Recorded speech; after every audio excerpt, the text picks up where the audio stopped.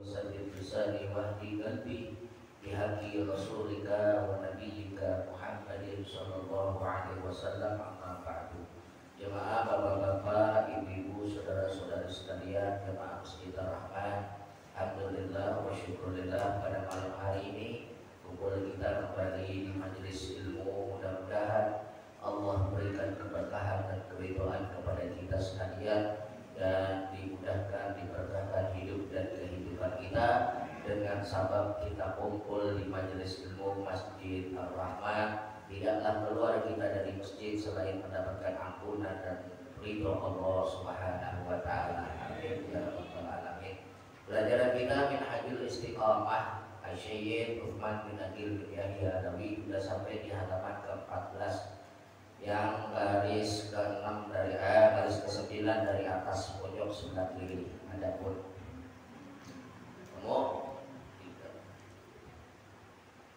baris ke-9 dari bawah, baris ke-9 dari bawah.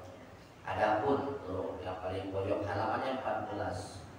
Qala mu'adzibullahu ta'ala wa nafa bihi wa bi ulumihi fid dharain amin. Qala radhiyallahu anhu ila hadratin Nabi Muhammadin sallallahu alaihi wasallam, khususan sahih kitab Minhajul Istiqamah Syekh Utsman bin Agil bin Yahya Nabi usurihi wa furuhi Allah yaghfir lahu wa yarhamhu wa yu'li darajatihi fil jannah wa yanfa'na bi barakatihim wa sarihim wa barihim wa ulumihim wa nafa'ati fid din wa dunya wal akhirah. Al-Fatihah.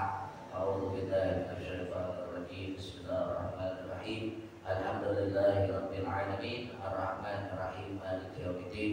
Iyyaka na'budu wa iyyaka nasta'in, ihdinas siratal mustaqim, siratal ladzina an'amta 'alaihim ghairil maghdubi 'alaihim waladdallin. Amin. Qala mu'allif radhiyallahu anhu. Ayo baca Ustaz.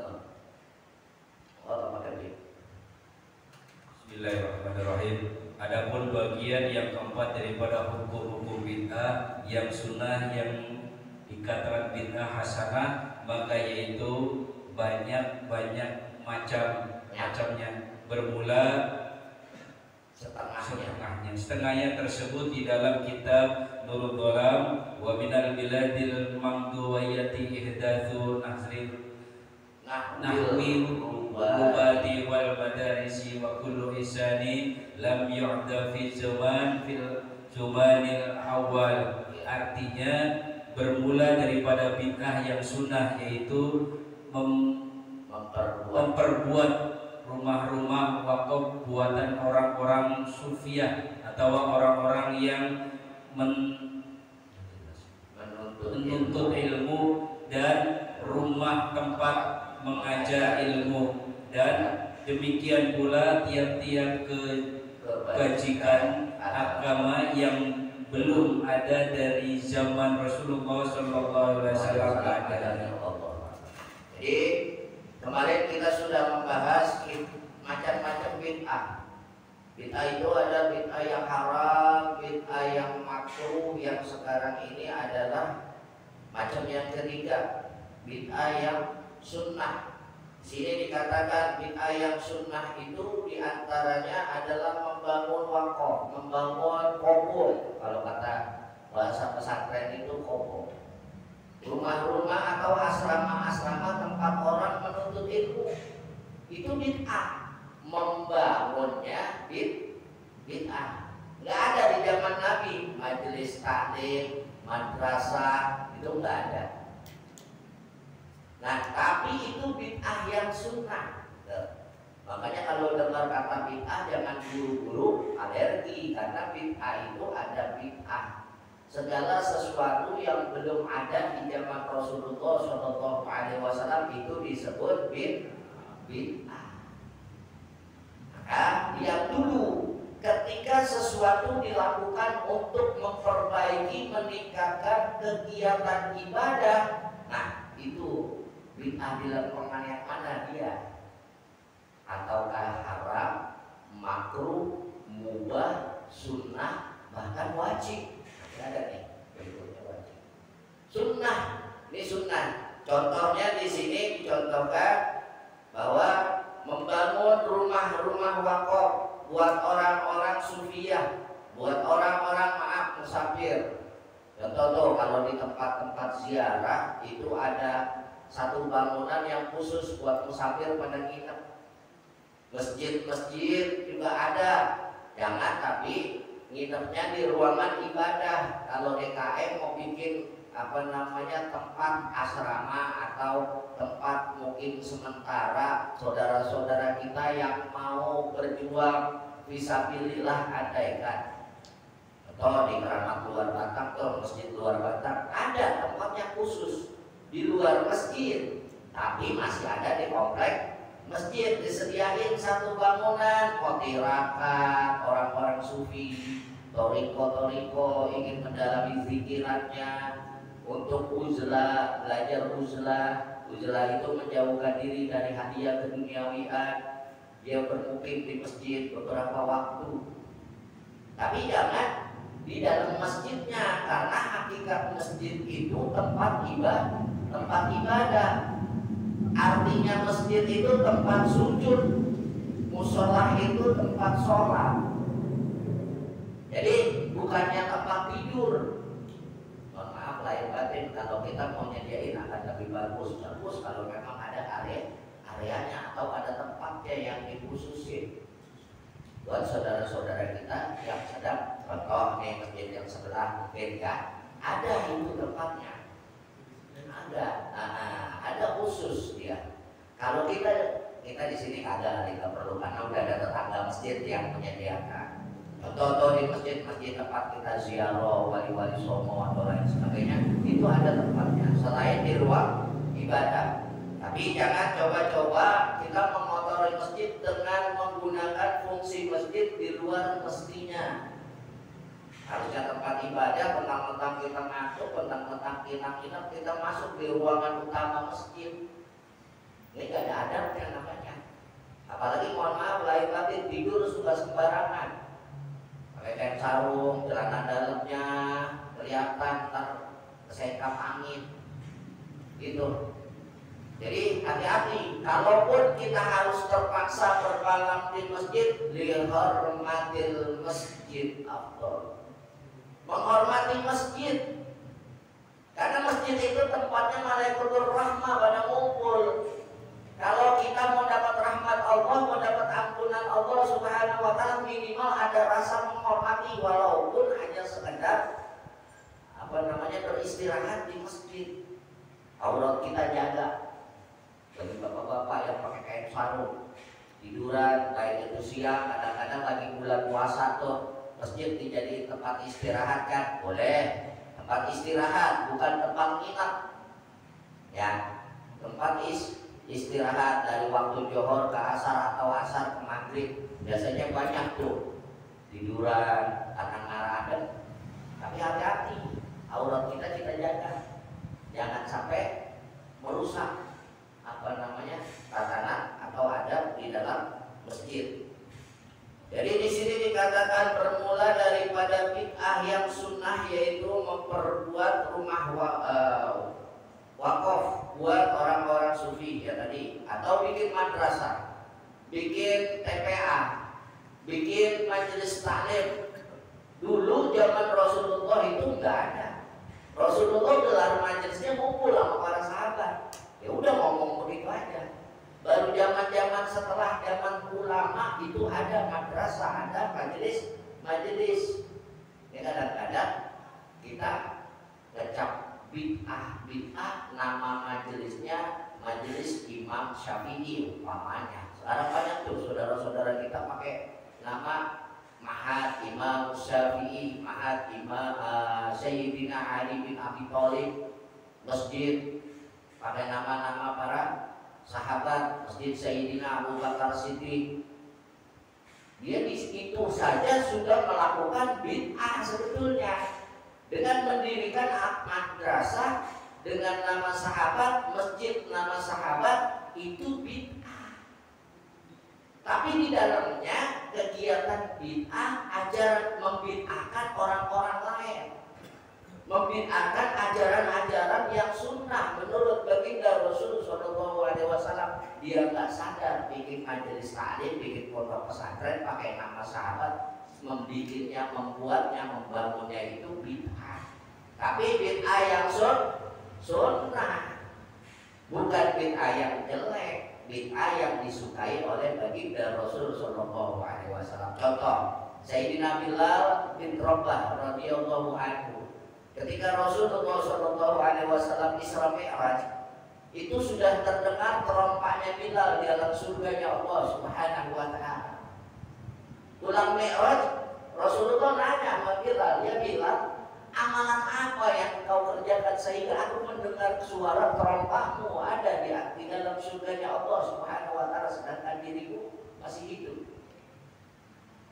Kata Sayyidina Bilal, ya Rasulullah, sesungguhnya aku setiap berwudu aku melaksanakan sholat sunnah wudu 2 rakaat. Itu nggak diajarin sama Rasulullah. Rasulullah tersenyum teruskan. Ini bid'ah, Bu. Bilal bin Rabah udah melaksanakan bid'ah dengan melaksanakan sholat sunnah wudu yang nggak pernah diajarin oleh baginda Rasulullah Sallallahu Alaihi Wasallam. Tapi hadiahnya udah ada dari Allah Subhanahu Wa Taala. Tapi Rasulullah sekarang itu menjadikan sholat sunnah wudu itu 2 rakaat menjadi sunnah sebelum subuh tuh, terutama sholat sunnah wudu sekalian sholat sunnah fajar. Baginda Rasul Shallallahu Alaihi Wasallam 2 rakaat sebelum subuh itu hadiahnya, pahalanya sama dengan besar dunia dan akhirat beserta isinya. Makanya jangan kita sungkan-sungkan, jangan juga menghakimi segala sesuatu yang baru itu belum tentu bid'ah dolalah. Secara istilahnya ada dolal, ada hasanah, ada baik, ada buruk. Sesuatu yang baru belum tentu dolal, tapi kita lihat dulu bagaimana perbuatannya, apakah sesuai dengan koridor syariat agama Allah ataupun sebaliknya. Lanjut. Sebagian lagi, tiap-tiap amalan yang membantu akan barang yang sunnah atau menyempurnakan maka dikata bahwa ia bid'ah hasanah jua adanya. Adapun bagian yang kelima daripada hukum bid'ah yaitu bid'ah yang wajib, maka itu baik pula banyak pula macamnya, bermula setengahnya yang masuk di dalam kaidah mala yatimul wajiba illa bihi fahuwa wajib. Artinya barang yang tiada sempurna suatu kewajiban syar'i melainkan dengan maka barang itu menjadi wajib pada syar'i. Dan setengah fardu kifayah, dalil dari kitab Fathul Mubin, faminal billatil wajibati alal kifayatikal istighal bil ulumil arabiyyatil mutawaffi fi 'alaiha fahumul kitabi wasatadikan nahwi wal qawmi warudi ala najwil qadriyati wal jabariyati wal murhiyati wal jasimati li anna hifdz syari'ati fardu kifayah. Artinya maka daripada bid'ah yang fardu kifayah yaitu seperti menuntut ilmu alanya, ada menuntut ilmu alat yang terhenti dengan dia oleh mafhum Quran dan hadis, yaitu seperti ilmu nahwu dan sorof dan menolak atas bid'ah pada Qadariyah dan Jabariyah dan Marjiyah dan Jasamiyah, karena bahwasanya memeliharakan syariat itu fardu kifayah jua adanya. Inilah hasanah segala bagiannya bid'ah Jawa jua adanya. Ya, jadi bid'ah berikutnya yaitu bid'ah yang wajib atau bid'ah fardu kifayah. Karena di sini dijelaskan di dalam kitab bid'ah yang wajib itu masuk di dalam kaidah ma la yatimul wajib illa bihi fa huwa wajib. Ini kaidah usul fikihnya. Kalau kita belajar fikih itu macam-macam. Fikih itu ada usul, ada furu', ada ubudiyah.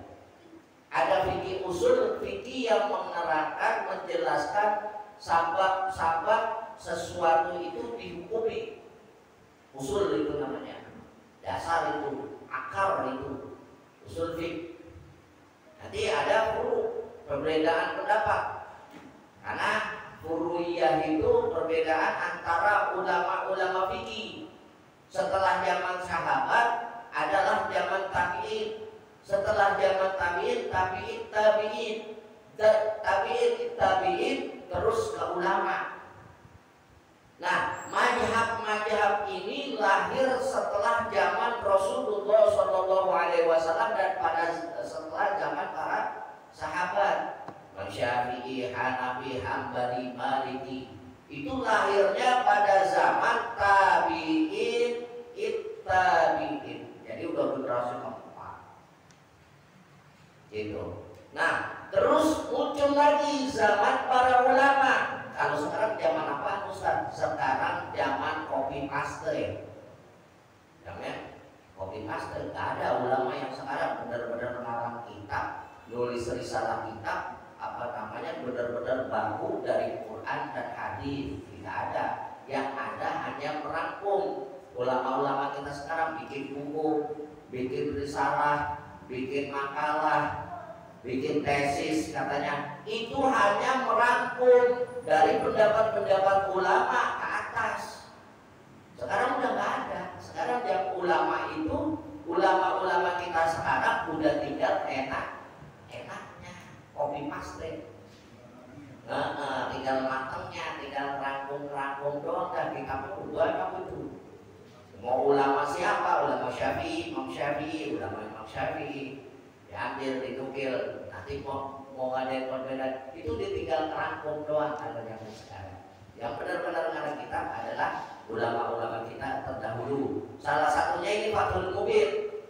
Faminal bid'ah wal bid'ahil wajibati 'alal kifayati lal istidhar bil ulumil arabiyyatil mutawaqqifi 'alaiha fahumul kitabi wa sunnati kan nahwi wa sarfi wa raddi 'ala nahwil qadariyati wal jabariyati wal murjiyati wal mujassimati li anna hifdhus syari'ati fardhu kifayah.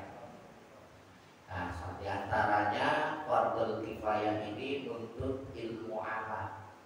Karena ilmu alat itu penting, ilmu balaghah, mahu dan sorong. Kenapa fardhu kifayah? Kalau satu kampung ini gak ada yang ngerti Quran, pemahamannya itu perlu ilmu alat, nahu, sorong, bayan, mantik. Itu kitab buku sitah, namanya pelajaran 7 kunci untuk memahami bahasa Quran dan hadis. Jadi bahasa Quran, bahasa fushah, bahasa Arab yang benar-benar mulia, bahasa yang benar-benar halus. Beda juga sama bahasa Arab gabail, Arab gunung namanya. Bahasa sehari-hari beda, jangan disamain. Bahasa Quran sama bahasa percakapan sama-sama Arab, tapi beda. Karena ini Quran bahasa sehalus-halusnya bahasa, mempunyai makna yang tidak terbilang dan terhingga. Makanya perlu dalam menafsirkan itu perlu ada ulama, ada satu orang minimal dalam satu kampung yang ngerti ilmu alat. Jadi sama kedudukannya dengan amir. Amir mengurus jenazah itu wajib ada dalam satu kampung. Wajib, baik amir laki-laki maupun amir perempuan. Jangan kedekeran. Sekarang kita gampang, Pak, Bu. Kita menyepelekan syariat. Yang yayasan banyak, panggil aja yayasan. Yayasan itu nggak tahu juntrungannya di mana, pemahamannya seperti apa, yang kita gunakan di kampung kita seperti apa. Kalau kita di kampung kita, maaf, sebagian besar pakai majaknya Imam Syafi'i, maaf. Ketika yang kita undang pakainya Imam Abdul Wahab. Nah, mandiinnya nggak boleh keluarga. Keluarga disuruh keluar. Gimana itu? Khusus dia aja. Kita mau bilang apa? Kenapa? Apakah salah dia? Belum tentu salah dia. Bisa jadi salah kita. Karena di kampung kita nggak punya amil. Makanya tahu di sini punya amil nggak pernah. Mudah-mudahan ya. Bisa. Makanya nih generasi muda jangan takut-takut. Bapak-bapak, ibu-ibu yang belum minimal buat keluarga kita ngerti hukumnya cara mandiin jenazah. Enggak kita yang ngalamin, bisa jadi itu bisa manfaat. Kita masih punya orang tua, siapa tahu. Lebih afdol adalah yang memandikan orang tua kita adalah diri kita sebagai anaknya. Jangan mau enaknya doang, Pak. Tuh, warisannya doang diambilin. Iya. Dulu kita lagi kecil dimandiin orang tua kita, digendong, dipangku, dimandiin, dibersihin dari baru keluar sampai kita ambil balik, mungkin kita masih dimandiin sama orang tua kita. Giliran orang tua kita tiada, kita cuma bisa nangis, ngomongin orang, mandiin, boro-boro mandiin, deketin aja ubah. Banyak gak yang begitu? Malah ngobrol di luar. Dia tuh tahu bahwa gua tahu meninggal, karena semalam masih sehat, makan pisang goreng. La ilaha illallah. Ini waktu perlu belajar, perlu minimal tahu. Nanti ketika ada amil, jangan semuanya dikasih amil untuk memandikan orang tua kita. Ambil surga yang ada di bawah telapak kaki dan keridhaan orang tua kita pada saat ingin menghadap Allah Subhanahu wa Ta'ala. Di situ kesempatan terakhir, Pak. Sampaikan ke anak-anak kita, titip wasiat kita yang paling berharga. Gua agak nyiapin harta buat lu, gua nyiapin ilmu buat lu. Ketika gua mati, ketika kita meninggal, kita pengen dimandiin anak kita sebagaimana kita memandikan mereka sedari kecil. Rasulullah makanya sampai berkarya berdoa doa orang tua itu Rabbi firli wali walidayya warhamhuma kama rabbayani shaghira. Kita nyayangin mereka sedari kecil, tapi ketika kita kembali kepada Allah Subhanahu wa Ta'ala, tanda kasih sayang seorang anak ada pada saat kita ingin menghadap Allah Subhanahu wa Ta'ala. Makanya itu yang paling penting. Dulu banyak kejadian, Al-Fakir saya sendiri banyak ngalamin, ditelepon orang minta tolong mandiin, minta tolong ngajiin. Anaknya mah pada enak-enakan di luar. Bukan kita iri, bukan, kita kesian, Pak. Kita kesian sama keluarga yang demikian, orang tuanya kotor, orang tuanya udah meninggal, tuh anak cuma bisa nangis, tahlilan cuma adanya bisa di luar, ngikutinnya pakai MP3. Ya Allah. Makanya ini perlu kita didik anak-anak kita sebagai kewajiban minimal ketika kita tiada, anak-anak kita bisa ngurus dengan baik dan benar. wasiat yang paling berharga kafa bil mauti wa'izah. Cukup kematian itu sebagai pelajaran yang paling berharga. Kalau kita dipanggil Allah Subhanahu wa Ta'ala, nggak ada yang pakai abjad, nggak pakai giliran, nggak pakai absen. Kalau meninggalnya keluar dari masjid enak, kalau meninggalnya dalam keadaan ibadah enak, tapi kalau meninggalnya dalam keadaan su'ul khatimah, na'udzubillah. Makanya ini kita harus siapin. Kita harus wasiat kepada anak-anak kita, jangan cuma harta benda. Saya, ibu, bapak pengen meninggal, pengennya dulu yang pada ngurusin. Kalau bisa dulu yang imamin. Ini jangan anak cuma kebanyakan repotnya keluar meninggal. Coba dah perhatikan. Ini bukan yang lain. Perhatikan di masyarakat. 70% kebanyakan ketika menghadapi orang tua sakaratul maut, orang tua meninggal, udah tutup mata apakah di Jakarta ya, terutama di Jakarta. Di Jakarta, kalau di daerah mungkin masih apik, masih rapi, masih tertanam mungkin. Tapi kalau di Jakarta, apalagi golongan menengah ke atas, udah nggak mau tahu itu. Malam sampai digadangin mau panggil orang daripada nungguin orang tuanya lagi disemayamin semalaman, besok pagi mau dikuburin kan. Emang udah kagak bisa ngaji, bisanya cuma nangis doang. Nah giliran dimintain biaya mahal, gimana? Mahal banget Ustaz dong, ikhlas dong. Lempengan itu harus ikhlas kita. Dan dia benar-benar bisa ngaji. Ini dilemanya Pak Bu. Makanya saya di mana ngajar, saya tetepin, saya sampaikan, belajarlah fardu kifayah.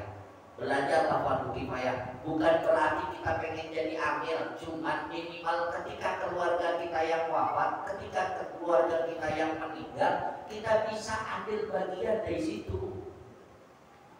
Karena keramat orang tua itu, keramat keluarga itu ketika ingin menghadap Allah. 3, orang lahir kita memakaikan bajunya itu bayi.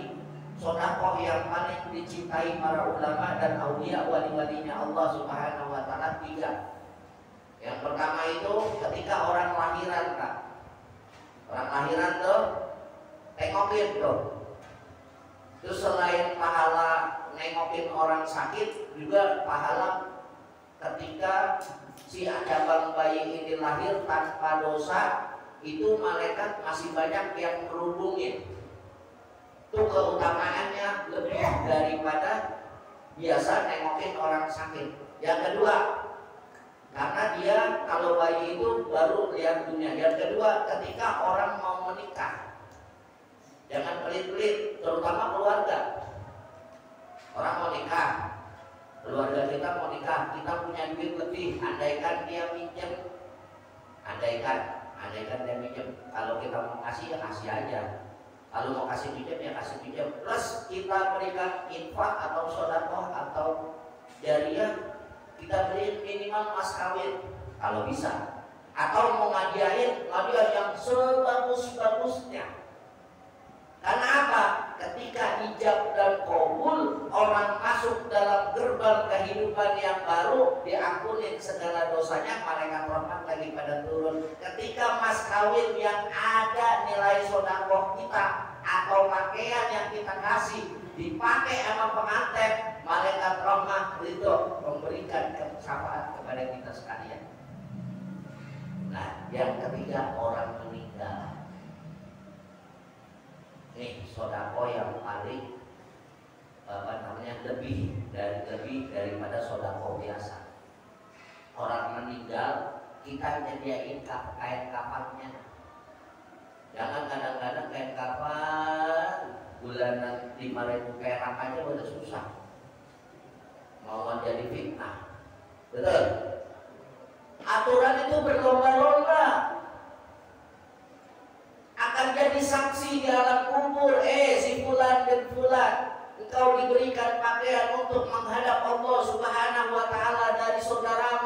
kampung. Ketika engkau dipanggil oleh Allah, buru-buru dia nyediain pakaian buatmu menutupi auratmu.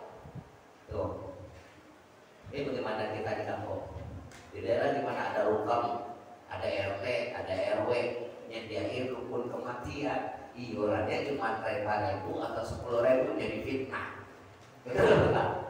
Harusnya ini sodako yang paling afdol. Makanya masjid kalau bisa bikin, adain, gratisin, terutama orang-orang yang rajin ngaji ke musola, siarnya, musola, sholat berjamaahnya, perhatiin. Ada saudaranya meninggal, langsung bawain ke kamar 13 meter buat laki-laki, 15 meter atau 16 meter sampai dengan 17 meter buat perempuan. Pakai yang lebar paling gede 150. Nah, apa Ustaz? Apa orang saya di rumah nyediain? Ya, jadi mudah-mudahan kedepannya kita bisa lebih baik lagi. Mudah-mudahan Allah berikan taufik dan hidayah, dan mudah-mudahan kita lebih bijak dalam menyikapi hidup dan kehidupan di alam dunia ini. Ibadah kita meningkat di hadapan Allah Subhanahu wa Ta'ala. Syiar kita diberikan keteguhan hati dan istiqomah. Dan kita hadiahi Fatihah buat ahli wakif, buat para donatur Masjid Ar-Rahman. Mudah-mudahan gak bosan, makin terus, makin semangat, makin banyak.